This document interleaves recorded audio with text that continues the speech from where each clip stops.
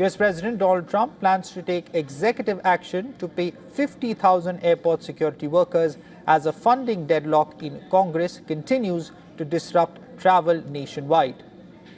Trump instructed the Department of Homeland Security to urgently clear payments of Transportation Security Administration officers to address the staffing crisis at major airports across the country.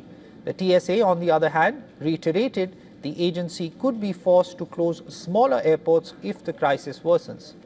Long lines of travelers wound through Houston's George Bush Intercontinental Airport this week, with waiting time over 2 hours at some terminals due to the standoff. Meanwhile, White House Press Secretary Caroline Leavitt said President Donald Trump was prepared to pursue all legislative options, including reconciliation, to pass the Save America Act and end the shutdown amid the deadlock among lawmakers over funding.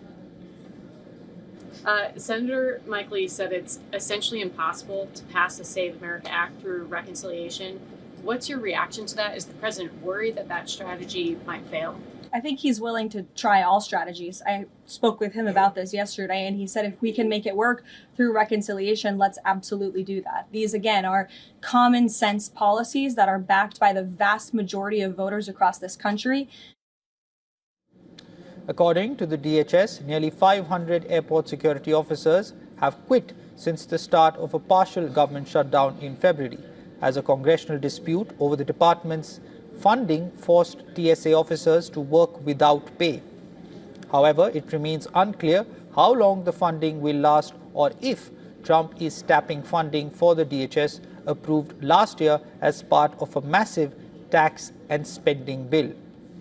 Democrats in Congress have blocked the DHS funding while demanding a change in rules governing its immigration operations after agents in Minneapolis shot and killed 2 US citizens.